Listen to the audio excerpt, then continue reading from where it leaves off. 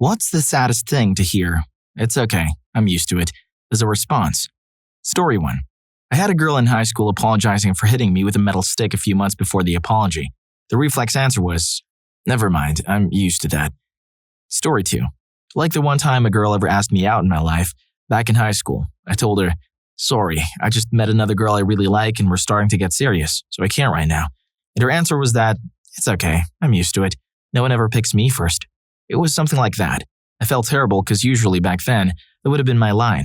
Sounds like guilt tripping. Story 3. When I'd go to my friend's house, their parents would just belittle them and make them visibly upset. Heartbreaker, man. Story 4. I was raised by, let's say, strict parents. As a kid, I was always weirded out when I'd visit my friends and they'd talk all friendly with their parents. I used to think, what the weren't they afraid of them? I'd go over to my friend's house and think, you aren't afraid to ask them that? Or, isn't she going to get mad if you ask that? One day my friend asked me, is your life at home okay? And I lied and said, yeah. But eventually I confided in him and broke down crying, saying all the stuff my mom would do and say to me really helped me out being able to talk to someone, because to anyone else my mom looked like a great mom. From the outside looking in, she gave everything I needed, but she would belittle me and hurt me behind closed doors. Story 5. A story for a similar phrase, it's just easier this way. Cousin was getting married at her stepdad's ranch house and invited everybody including her father and us. They had one of those through-the-years photo albums on the TV playing throughout the night. Despite the fact that her father raised her in a loving home till she was 16, there were absolutely no photos of her father anywhere in the video. Multiple people on both sides noticed. She was eventually confronted about it and said that it was put together by her mother and it wasn't worth arguing over. She then had her stepdad walk her down the aisle in front of her father. Yikes. Story 6. I was dating this girl who had been through a string of bad relationships. We were arguing one day and she tells me to just hit. She's yelling it, emotions are riding high. She says, it'll make you feel better, so go ahead and slug me. I'm used to it. I told her I wouldn't because it wouldn't solve anything. I would only strike a significant other if that's what they're into. That one just hurts to hear. I hope she's okay. Story 7. We were at a pep rally, a couple of friends and me sitting on the actual chairs. The pep rally was packed because it was a special one for Halloween. And one of my exes invited her friend. We're still really good friends. Our relationship just didn't work out. Anyway, since the gym was packed, her friend ended up not sitting near us, and when I glanced over at who my ex was texting, it was our friend. He said, it's okay, I'm used to it. So I got up and traded seats with him. Story 8. I give this answer quite often when people find out that I'm in constant pain. It's a life, of course. You never get used to the pain. It's fine. It's really fine, guys. It doesn't hurt that bad. Me during an autoimmune flare-up where I feel like my joints are on fire. Hey guys, just a quick little side note. If you like the content and love listening to how I read the stories, please press the subscribe button and click on the notification bell so you'll get notified of my future uploads. Thanks. Now back to the stories. Story 9. When someone is left waiting for their parents. My dad left me at the airport for 6 hours. When I came home for Christmas from the Air Force, every other military guy had family waiting for them at baggage claim, never wasted money flying home again. Story 10. I am in the Navy. Heard of a guy who went through basic training, went to spend the weekend with his parents before starting trade training to find that they had moved and not told him. I hope somebody gave him a hug. Story 11. When I was 19 and dating my current partner, I was squatting in an abandoned, flea-infested, decaying house while I scraped by on food stamps and working 8 hours a week because my job was cutting everyone. A friend offered to let me move in with them for a while, but didn't want me to bring my best friend and the last member of my family, my cat. I tried to take him to an animal rescue place, but the attendant decided that my cat was too aggressive after he manhandled him pretty hard. As I sat in my partner's car and held my cat's crate close to my heart, he lamented to me how unfair this all was and how he knew my cat meant everything to me, and how our only option seemed to be to take him to the shelter that told me to point blank that if I took a cat there, they would euthanize him. I looked at him full of despair at the thought that I had failed my little buddy, who had been my constant companion through deaths and abandonment and homelessness, and honestly stated, it's okay, I'm used to it. To me, it was Tuesday. To him, he was witnessing the saddest thing he'd ever seen happening to someone he was quickly falling in love with, and he began to cry. I was so surprised by his reaction because why would anyone cry over my problems? The good news is my friend changed their mind and I got to keep him. When I eventually moved in with my partner, he let me take him even though he's deathly allergic to cats. We found ways to work around it for a number of years until my cat eventually passed away due to natural causes. I miss my little buddy, my constant companion every day, but I am so thankful I got the time with him that I did. I know how many people hate cats and say they're horrible, but that cat was everything to me. The adorable little rascal. He loved me in a way that I believe few people in this world get to experience from an animal. Story 12. I'm sorry, I forgot to invite you to insert somewhere fun. It's okay, I'm used to it. Once I asked why I wasn't invited, the answer was, "We thought you didn't want to come." Story 13. My son talking about how his mother, my ex-wife, talks to him. During our marriage, she would take everything out on me, whether it was my fault or not. Too busy at work, shout at me. Her family coming to visit, shout at me. Now we are apart, she does the same thing to him. He moves between both houses by his own choice. Last week, she told him, "You might as well leave." As you would imagine, he was very upset. When he got to my place, he was making excuses for her and actually said, "It's okay, I'm used to it." I've never spoken badly about his mother to any of my children until now. I have been telling him since then that she used to do it to me and that it's actually not okay. He has spent a lot of time considering what I've been saying. He's 20, and has said he's going to have a discussion with her about it. I hope she acts like as much of an adult as he is, but I don't like the chances of that. Story 14. This won't be a very popular opinion unless you've really been through it, but when people constantly interrupt you, especially when it's by people that you love. It's one thing when it's a lively, interesting conversation, and I get it, but even in just normal everyday communication, after asking so many people to stop with no avail, it gets to the point where you know nobody's really listening or cares what you have to say.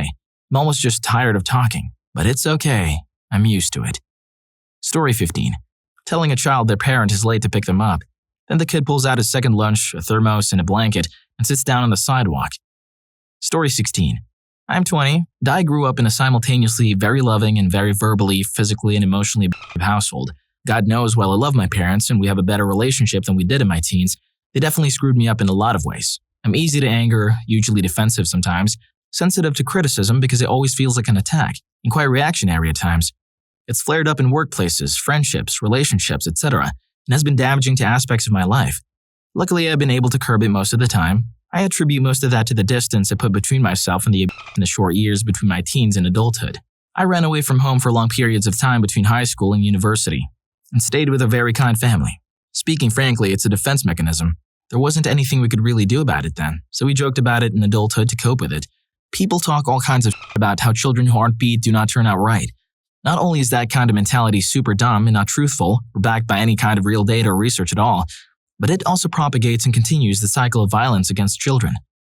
Story 17. Losing a pregnancy. My mom had a stillborn daughter when I was in 8th grade. A few years later, she tried again and she had triplet boys. One of them had developmental issues and apparently caused issues for the other two. They were also stillborn. My sister and I felt horrible at the thought of losing so many siblings, and even worse, for what our mom was going through all over again. Her stepdad was broken inside.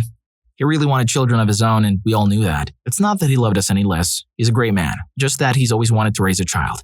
A few years later, my mom was pregnant totally by accident. We were all talking one day, and it slipped by my sister. What if it happens again? My mom's face got a really distant look, and she just said, "It's okay. I'm used to it." I had to get up and go to my room because I didn't want to be seen crying. However, there's a happy ending. The little sister was born healthy, minor birth complications needing immediate C-section, which terrified us, but she's 6 now, and a bundle of energy that can rival any tornado. She's the accidental miracle, and the best thing that's happened to the family. Story 18. I knew this girl for like 10 years because of Girl Scouts, but didn't become real good friends until high school. I'd never had a sleepover with her outside of Girl Scouts activities. When I slept over, I could hear her dad screaming at her brothers for not cleaning up the game room and some other stuff, and then screaming at his wife, my Girl Scout leader, for whatever the boys did or didn't do. I was so scared and my friend just kind of ignored it. I was like, "Wow, he sounds really upset. Are your brothers okay?" And she basically told me it was a normal occurrence in her house. I remember walking out to go to the bathroom, and one of her brothers, who likes to act like a tough guy, was crying and cleaning the bathroom. I always had a weird feeling about her dad. Like he liked to act like the good, funny suburban Christian dad when everyone was around, but even when I was young, I felt like he was really condescending. No one in that family deserved that sort of treatment from him. One of them had been adopted a few years prior from China, and I felt like he was so unfortunate to have such a bad dad, and a brother who took things out on him because he felt bad too. Story 19. For me, the saddest moments are when they can still have a normal expression while saying it. If someone says, "I'm used to it," while crying, it kind of means they're not really used to it. There was a kid in my class when I was around 8 years old that was really unpopular because he was poor and often got bullied. After a while, he found his place. As the guy that does dumb stuff and hurts himself to try and fit in, there was actually a toughness session. But in reality, it was just people him while he just stood there without reacting. As well as him putting out cigarettes using his arms and hands. Even let people whip him with long thin branches while not reacting at all, just so he could fit in and have friends. I remember the teacher finding out and getting so incredibly angry at everyone and started yelling at our entire class in the middle of the class. He straight up begged her to stop blaming people, as he had finally found what he called friends. Anyway, she told him to pull up his sleeves, and there were whip marks, bruises, and burns all over his arms. The guy just looks at her with a smile and says that he's used to it, and he's really happy. The teacher straight up starts to cry and pulls him out of the classroom.